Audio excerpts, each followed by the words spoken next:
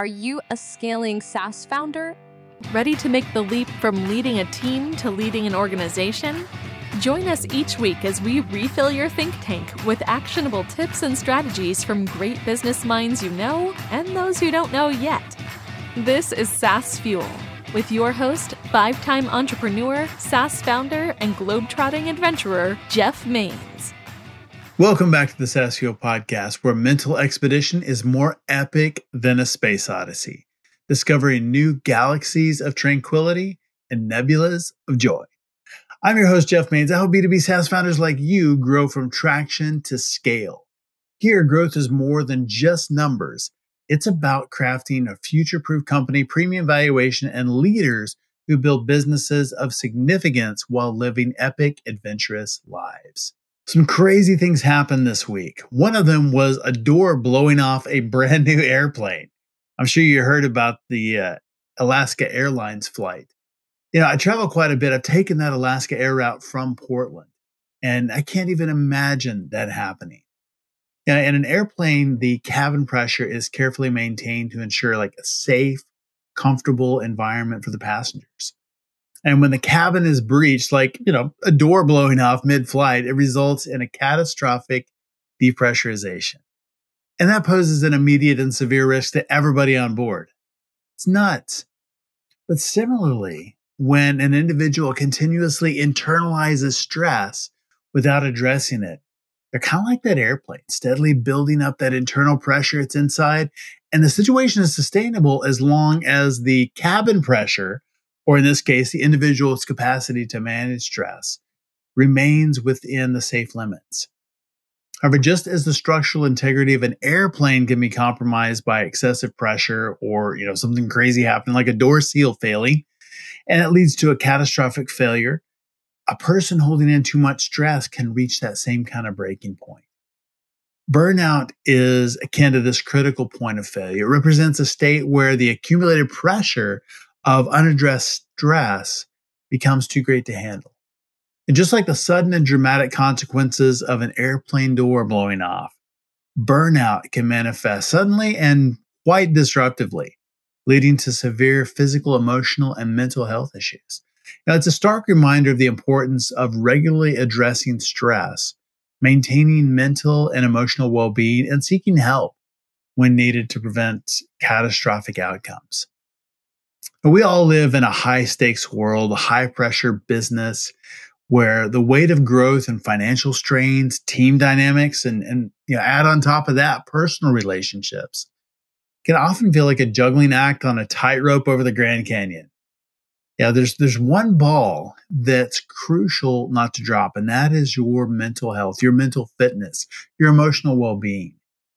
And maintaining that mental well-being isn't just a personal priority, it's a professional necessity. If you could use some encouragement and support from fellow B2B SaaS founders on your journey, check out Champion Leadership Group. Like I mentioned, you get mentors, fractional C-suite, professional advisors, and a peer network all rolled into one. It is the ultimate resource for SaaS founders and C-suite executives to continue to develop themselves, scale their companies, and never walk alone on the journey. We're kicking off a new growth accelerator, Scale Up, this month, and I would love for you to be a part of it. You've navigated the startup storms and emerged victorious. Now it's time to elevate from success to significance. This is zero fluff, just the hard-hitting strategies you need at the right time. That's really important. We focus on capital-efficient growth, profitability that lasts, and achieving the kind of valuation that's not just impressive, but impactful. You'll gain access to a network of peers, custom growth roadmap, and the kind of operational excellence that frees you to focus on what really matters. Plus, enjoy the success that you've built. We have a lot of fun. It's time to step beyond the day-to-day grind to lead with vision and live with freedom. If you're ready to not just lead your market, but redefine it, visit championleadership.com. It is where leaders evolve and companies transform. Apply to join the next cohort. Now is the time to scale up. championleadership.com. Our founder on Tuesday was Andrea Waltz, co-founder of Courage Crafters and best-selling author of Go for No. She revolutionizes rejection in sales and business. I just love counterintuitive strategies. And Andrea brought that fun gamification to sales and leadership. And we all need that. Our expert guest last week, I mentioned earlier, Ollie Wood, founder of the Body Reset. Ollie shared insights into how to run your body like a business, helpful, actionable, and insightful. Great perspective. If you missed either one of those episodes, go back and give them a listen. My guest today is Kenneth Berger. Kenneth coaches startup leaders to prevent burnout, take a stand for the life they want, and leave their unique mark on the world at large. That is just awesome. With 20 years in tech, a former founder backed by top investors, and one of Slack's earliest hires, Kenneth helps business leaders minimize their suffering, maximize their impact, and find peace and balance in their lives. Welcome someone who is bringing sanity back to the C-suite, Kenneth Berger. Hey, Kenneth, welcome to Saas Fuel. Hello, thanks for having me. Well, tell us a little bit about your background and how did you become a trusted confidant for CEOs? Oof. Well, it's a story of ups and downs, suffice to say. I worked in, big tech companies at Adobe for a long time. I was a founder myself with a friend of mine from grad school. I rode the sort of startup rocket ship at Slack. And it was funny because coming out of all these experiences, I got sort of the best to me of the tech world, of like really, working on cutting edge technology, making a big difference in the world, really changing how people work. And I got all the unfun, stressful stuff, right? Of fighting with the co-founder, being fired or laid off, of, having conflict and stress and change and sort of having to sort of make these really hard decisions under a lot of uncertainty.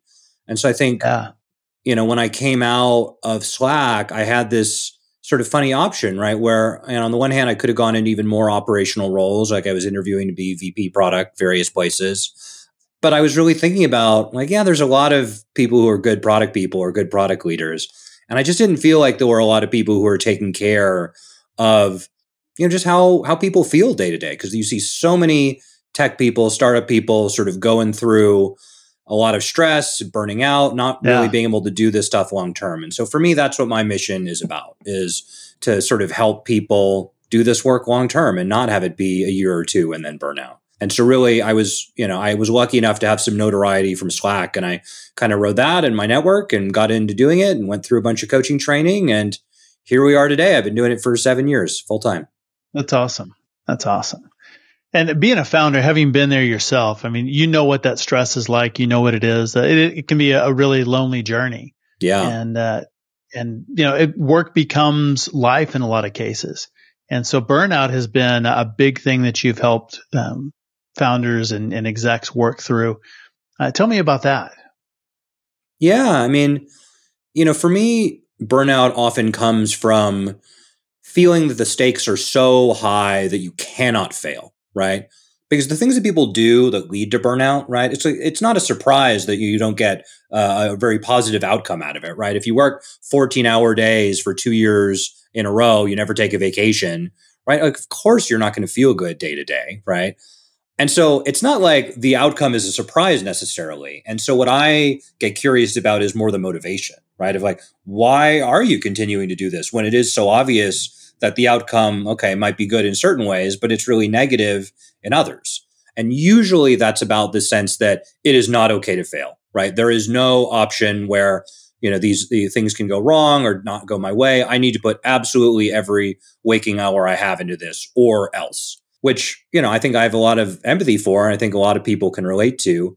And if you look at the stats, right, it's like most startups fail. And so actually things not working out is not necessarily the black mark that people think it's going to be. But that belief that there's no other option than pushing forward to success, that's the thing that really I find centrally leads to burnout. Oh, definitely. And I think we put a lot of pressure on ourselves to succeed or to do things. And we think that if I don't do it, it's not going to get done, or at least it's not going to get done right. Yeah. And so we don't let things go. What are some big challenges or pain points you see when it comes to preventing burnout? There's different ways you can approach this, right? So I think to me, the most important one is doing the work on yourself to feel safe and feel okay, regardless of what outcomes are. Because I think in any job, right, we don't control the outcomes. We don't know what's going to happen tomorrow, until we get there. But especially in startups, right? Especially when you're starting something new, you really don't know what's going to happen. The uncertainty is extra high. And so if you're basing all of your sense of safety and calm on this idea that you're going to be able to predict the future, man, like none of us can do that. And so really what I work with a lot of clients on is that, working through some of their beliefs that keep them from feeling safe day to day, regardless of outcome, to be able to say, yeah, you know what? I'm valuable no matter what happens with my company, right? If it crashes and burns, whatever, I'll start a new company. I'll get a different job. I still have my family, people who love me, friends who care about me. Like not all of my meaning needs to come from these external markers of success, right? The sort of success you post on LinkedIn. So can the pendulum swing too far the other direction where, it doesn't matter if I fail or not, then, we'll figure it out later? So this is a great question. I get this from every entrepreneur, right? Because they say, like this voice in the back of my head that says I can't fail, like that's been fueling me for years. Like what happens if I get rid of that? And I got to validate that, right? It's true. Like, talking shit to yourself in your head will motivate you, right? But it's not the only way to motivate. And so I think often what I'm introducing them to is just this idea that your dreams are motivation too, right? The excitement you have when you think about what if my vision became real, right? What if I got to the next level in terms of, having more customers or, building a bigger growth path or having more employees or, whatever the milestone is for you that's meaningful to you personally, that's a ton of motivation. But I think people are so used to sort of running from that negative motivation of like that fear of, oh, I don't want the bad thing to happen, that they don't think about how powerful it can be to run towards the good thing, to say, yeah, like I'm so excited about the future of this company. Of course I'm going to work on it. It doesn't have to come from fear. Yeah. Yeah. So what do you think the biggest mistake startup leaders make when it comes to achieving their dreams and they're running toward that? What trips them up? I think for me, there's sort of two main sides to the process as I think about it. So I think, one is, sort of what I just mentioned, right? Of like working through whatever limiting beliefs you might have that sort of prevent you from moving forward, feeling safe, sort of taking bets and making choices. And I think the other side of that is really it's about asking for what you want, right? Because that sort of encapsulates, any goal you might have, right? It's like if we want to accomplish a goal, it's going to be about influencing other people to some large degree, right? And so I find that usually the growth path for people is on one of two sides. You've got the set of people who are not really asking enough, right? Like maybe they're saying, oh, actually things are fine. I don't need anything. It's just the way things are. The status quo is okay. Or you've got the people who maybe they know what they want, but they say, oh, it's not even worth asking for it. It'll be too scary or too painful, or I know I'm going to get a no anyway. So why even bother? And so, these are these examples of limiting beliefs that keep us from actually standing proud for the things that we want. And as you can imagine, right, like you can work through these things and actually get to a place where it does feel safer to articulate, yeah, I want to make a change. I want to see something different in the world. Yeah. And I'm willing to stand up proudly and ask for it. And that kind of leads me to you're working on a book right now, Ask for What You Want. That's right. And, that's right. Tell me about that. I mean, that kind of leads right to it. Ask for what you want. Yeah. I mean, I just love this because I think asking for what you want is just, it sounds so simple, so silly, so easy. Of course, we all know how to ask for what we want, but a lot of times we don't really follow through with it, right? Maybe we ask once and we ask tentatively and we don't get a clear answer and we kind of give up, right? Or maybe we ask again, we try a different way. Maybe we ask a different person. But often, we do one or two tries, or maybe we even just get too scared and don't do it at all, or don't ask in a full, complete way. And so we just kind of get scared and stop. And to me, what I've observed is asking for what you want is how you get everything in life. But to do that, you got to iterate, right? It's just like iterative product development. You got to ask and ask and ask and ask again. And not in a way of just being annoyingly persistent, right? Because asking the same thing 10 times probably isn't going to work. But more like, how do I learn from it each time? And that sort of gets to the other side of it, right? If you've got some people who are, sort of their edge is more about asking more. You've got other people who are their edge is more about listening more, right? Like maybe they're very confident and they say, oh yeah, I'm happy to ask for what I want. I ask for what I want everywhere I go. but often they're not really listening to the response. So they're not getting that feedback loop of, oh gosh, I'm getting a lot of no's, right? Like, huh, interesting. Or some people are actually even being offended by the way I'm asking, because often big askers are asking with a lot of force or entitlement of like, you better give me what I want, right? And that's not often an effective way to ask. But if they're not listening to that response, they're not learning from it. Yeah, I think the learning experience and the listening is so important in that process. And I think also understanding what you really do want and articulating that in a way that makes sense. Yeah, absolutely. I mean, to me, it's I think of it as a 3-step process, right? Of number one is articulating what you want, right? So that's not saying, oh, everything's fine, but saying, okay, like I'm okay with the way things are. But actually, I do have some desires. I do have some things that I'd like to be different. I'd like my business to be larger or to have more customers or to have different employees or more employees or to have different behaviors or different culture among my employees, right? Anything you can imagine can fall under this realm of, asking for what you want, be it external, customer oriented or kind of more internal sort of process oriented. And then it's about standing up for what you want, right? Actually asking for it publicly, right? Going from, oh, this is something I know I want to, am I willing to take a stand for it publicly and say, yeah, this is who I am. I'm a person who wants this. And that often sort of bumps up a lot against a lot of kind of imposter syndrome type behaviors that say, oh, like, is it really like, is it okay for me to ask for this, right? Have I earned this yet? Do I not have what it takes? And then the third step is, what I was just talking about of really listening to the response and learning from it. Because so often we either give up, right, if we don't get a yes immediately, or we kind of ignore the response and just plow forward and say, well, like I deserve a yes. I'm gonna get a yes whether they like it or not. And both of those are kind of problematic, right? Like you got to actually listen to your response and take it seriously because that's your data to learn and move forward. Right. Yeah. Learn, iterate, and maybe reformat the ask. Absolutely. And guess what? Even if you don't get what you want, right? Because it's not like anyone can guarantee you're going to get every dream you want in the world.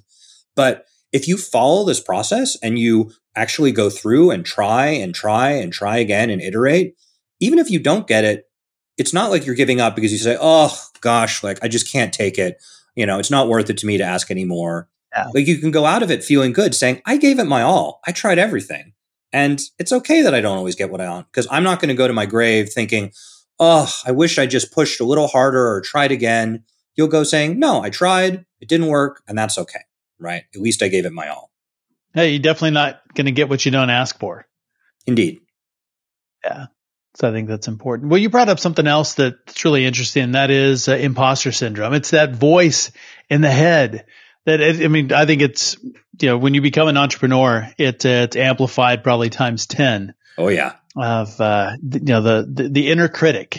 Tell me about that. And how do you beat that inner critic? Well, it's interesting, right? Because I think a lot of people come to me and they say, oh, like I've got this voice that's, talking shit about me in my head 24/7. How do I get rid of this guy? I don't want him anymore. And what I tell folks is it tends to be not so much that the inner critic goes away or you never have a moment of imposter syndrome. The shift that I see people go through that's so powerful is just not believing it so much, right? Is because sure, it's going to come up. You're going to have a moment where you doubt yourself or you're not sure you have what it takes. Sure. But the opportunity is to catch yourself and say, oh, I'm doing that thing again. I got that imposter syndrome thing, doubting that I have what it takes. And what growth looks like is to remind yourself, no, I do have what it takes, right? I'm going to give it my best shot and we'll see what happens. And so it's not that we don't have moments of weakness or fear or doubt. Of course we do. That's a totally human thing. Sure. It's that we don't take it so seriously and say, oh yeah, there is something wrong with me. Like I am missing something. Like I'm a flawed human being. I should be ashamed. But to say, no, this is just a little feeling that's a moment. And I can, the more you practice, the more you can flick it away and it doesn't become this big thing that feels so serious and real and overwhelming. Another myth I think we deal with is leaders, whether it's executive leaders or founders, entrepreneurs, all of the above, is we have this idea that, in order to get somewhere and to achieve something, it's going to require massive amounts of suffering. Mm-hmm. Somebody was saying the other day, it's like, eating at a glass buffet in order to get there. So how do you minimize the suffering and still, push people to maximize their impact in the world? This is a great question because, there's no life without suffering, right? Like suffering is just part of life and is certainly part of entrepreneurship. And so the direction that, I'm often, helping people find is to actually choose the suffering on purpose, right? Because there's no option that has zero suffering, right? But I think often the unnecessary suffering I see for entrepreneurs is where, again, they're in this mode of, well, I can't fail, I can't quit, I can't stop. And so they don't feel that they have a choice. They say, I just have to suffer because there's no other option. And so part of what we do there is start to really open up options because we always have an infinity of ways that we could see things. There's always, infinity of different options out there. We just don't necessarily let ourselves see that. And so once you see, oh yeah, I always have options. I always have, a different way I could go here. Then it can be more about choice of, okay, do I choose to continue with this, this company or this direction or this point of view, even if it comes with suffering? And you can make that choice of, is it worth it to me or not? Right? Is this an effective way to see things? Is this something I want to invest in? And so that way, it's not like the suffering goes away, but at least you're suffering on purpose, right? To say, yeah, like I want to take on this suffering because it's so worth it to me for the payoff. It's so meaningful to me, as opposed to like, I'm stuck, I have no choice. Right. When you say you have no choice, you're putting power somewhere else. It's not anything I can control. But when you're making that choice, you're really taking back your power and saying, hey, it is going to be worth it because my commitment to whatever the cause is far greater than what the suffering may be. Yeah. And guess what? If you want to, quit and take a 9-to-5 day job, there's no shame in that, right? You can do that. But there's going to be suffering either way, right? That, even in that job, it's not like everything is hunky-dory, easy every day. There's always trade-offs in any decision we make in life. But again, 100%. The idea is that we own the choices we make. And so at least, we can take responsibility for whatever suffering there is along the way. So why do you think we psychologically limit those options and say it's only this way, I have to do it that way, instead of really taking stock and making a decision? Well, really, it's about fear, right? So when we say this is the only thing we can do, usually what we really mean is part of me is so afraid of the alternative that I cannot allow that to happen. It is not safe. Like something horrible is going to happen. And so really what I try to do with clients is really normalize that to say, yeah, all of us have parts that get scared, that are trying to protect us from these, sort of awful worst case scenarios. And so there's a practice where we can get curious about them instead of sort of dismissing them or saying, oh, this is so bad, I don't like this about myself, or 100% believing them on the other extreme saying, yeah, this is a disaster. Like we have to prevent this at all costs. But to actually get in this middle ground where we say, yeah, like I want to understand, like, what are you so scared about? Right. And really getting curious of like, yeah, what is this worst case scenario that's so awful that I'm trying to avoid? And so there's a way in which we can both bring a lot of compassion for ourselves, that of course we get scared. Of course we think about worst case scenarios. Like, what would it mean if my business failed, right? Would my reputation be ruined, right? Like, would everyone see me as a failure? How would that feel for me? But to actually check of like, wait a minute, is that really realistic? Is everyone in the world going to think I'm a failure, right? If one thing doesn't work out, is that really true? Right. And so we can both bring compassion for, of course we feel that way sometimes, and introduce an alternate perspective of, yeah, like how really true is that, right? Let's check the facts on this. And often we find it feels true, but it's not actually true. And that combination of kind of compassion and reality check can be a great way to sort of soften that and really open you up to seeing more possibilities where maybe it didn't feel safe to see those possibilities before. Yeah, I think that's one of the greatest exercises we can do is when those thoughts come is, well, is that true? And is it really true? Yeah. And I think you're exactly right. Most of the time, no, it's not. And there may be a little tiny element of truth in it, but those thoughts, most of the time, they're not true at all. Mm-hmm. Or at least if they are true, right? Worst case scenarios can happen, right? I can't guarantee that some horrible thing wouldn't happen, but what's the actual likelihood, right? And given that we don't know, it comes down to not, because we don't know, we're not going to be able to predict exactly what's going to happen. So we have to kind of learn to trust ourselves to say, well, every single other crazy thing that's happened to me in my life, I figured it out. I went forward anyway. So instead of saying, oh, I won't be able to handle this next one, whatever it might be, why don't I trust myself to say, I've handled everything else in my life, okay? Like, why don't I just trust myself that I'll be able to handle the next thing too? Well, you've been in small companies and you've done startups and in Slack, grown from small to big, an early hire at Slack. What types of lessons did you learn on that journey? Well, that was definitely one of the sort of genesis points of my own sort of coaching journey.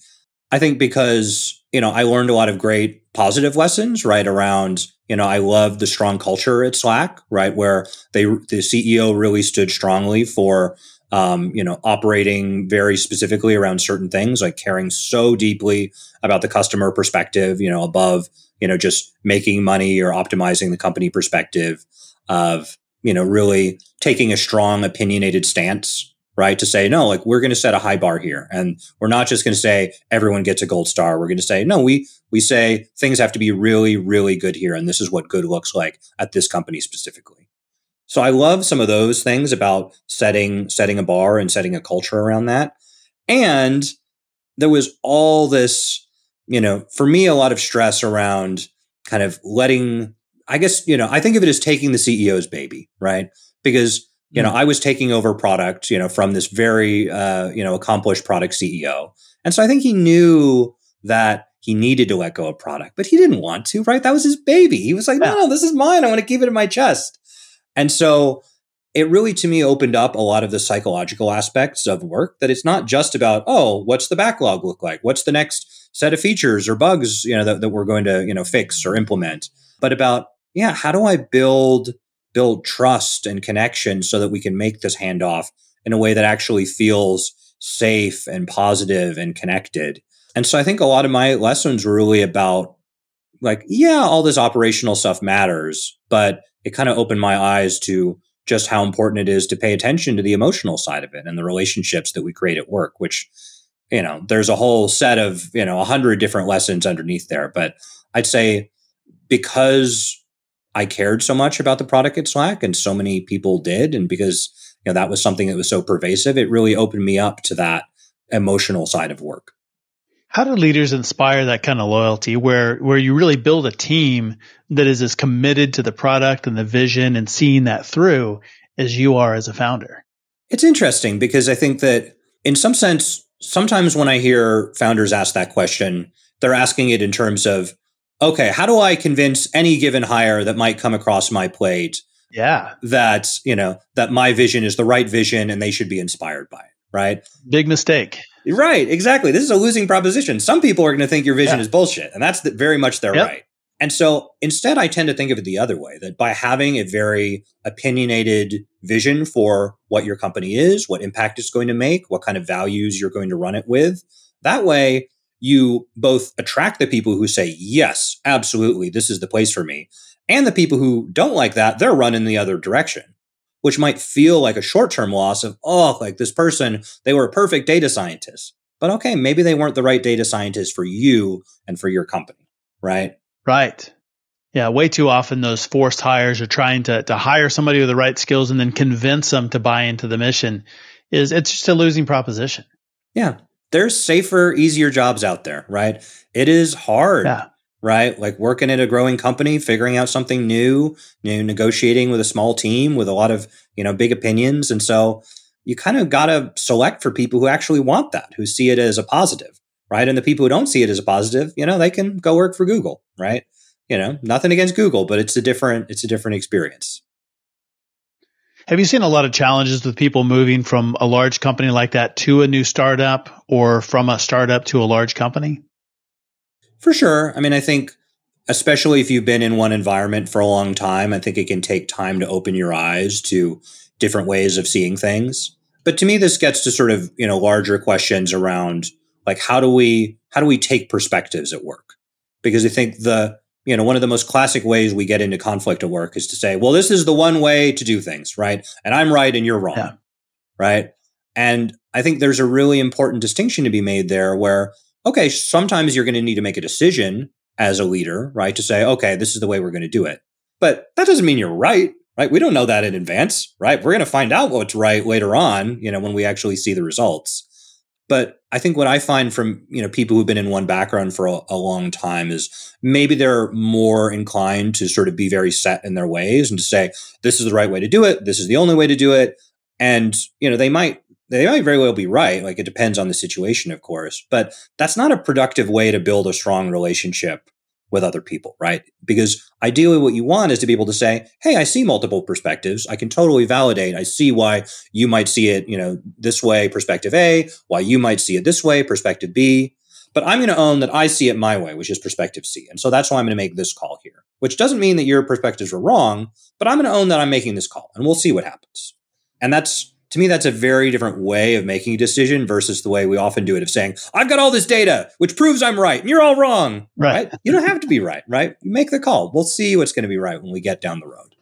So how should we deal with conflict in businesses? I mean, you've got, two people that do have those different opinions and there can be some knockdown, drag out arguments in business over who's right and relationships that just go really sideways in that. How do we keep that from happening?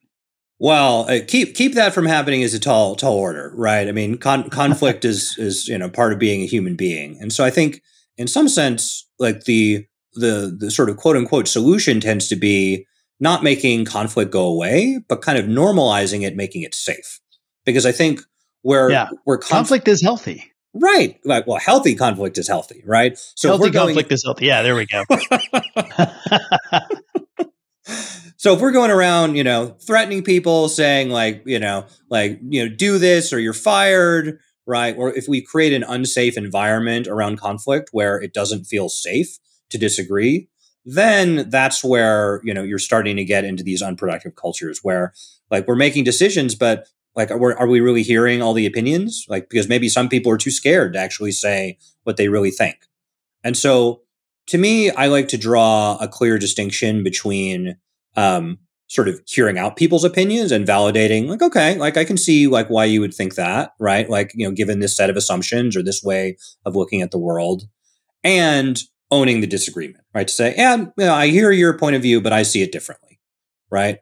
And so that way we don't have to make disagreement a dangerous thing, right? Where anytime we disagree, it's a problem and it's a fight.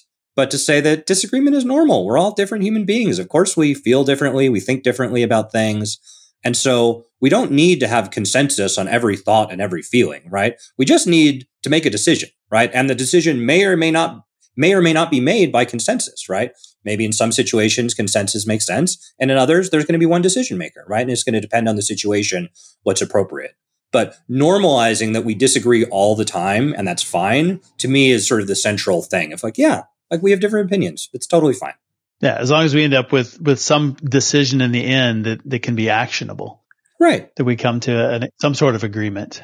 Totally. And that's an absolutely separate thing from acknowledging all the different opinions of the room to saying, okay, now that we know the opinions, how are we going to make a call, right? Is it consensus? Is it, the leader listens but makes a call themselves? Is it a solo call where, it's just the decision maker? There's lots of different ways to make decisions, all of which have their place.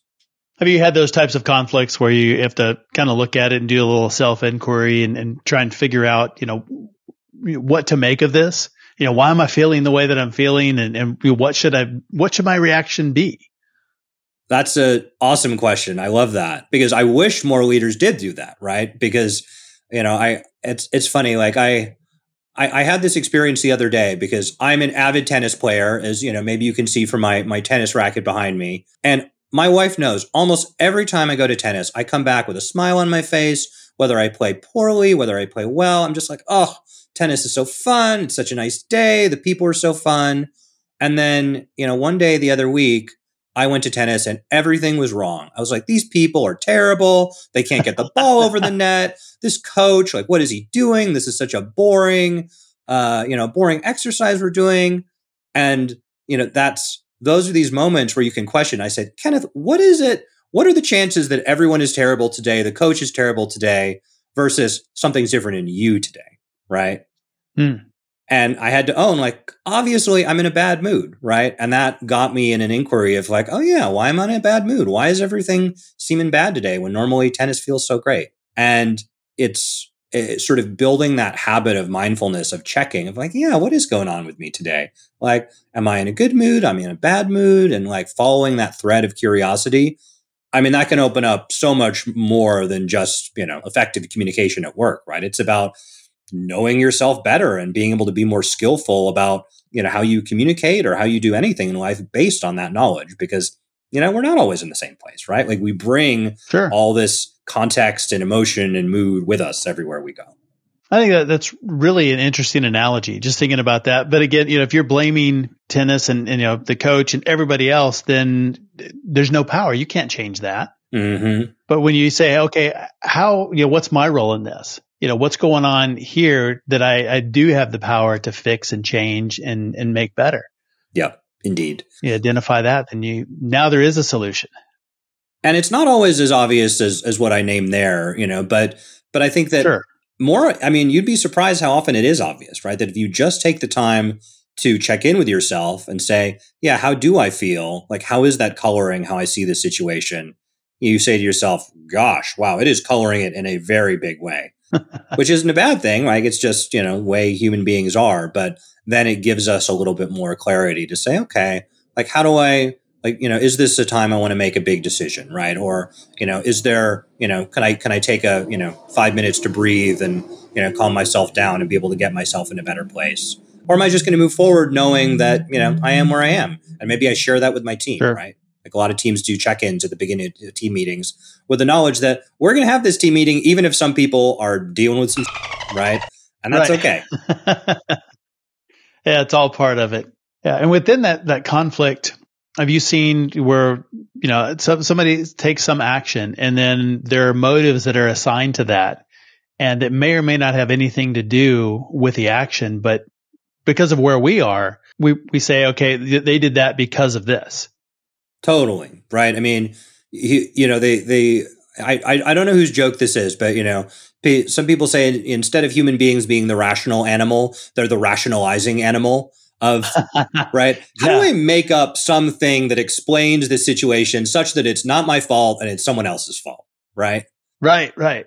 And so if we have stories that it's not safe to take ownership of mistakes or bad outcomes, and I think a lot of us have those stories that part of how we stay safe is by being perfect and never making any mistakes, right? Then we have a very strong incentive to start making up stories to say it's somebody else's fault. And so, it might feel perfectly natural, but it's really a coping mechanism, right?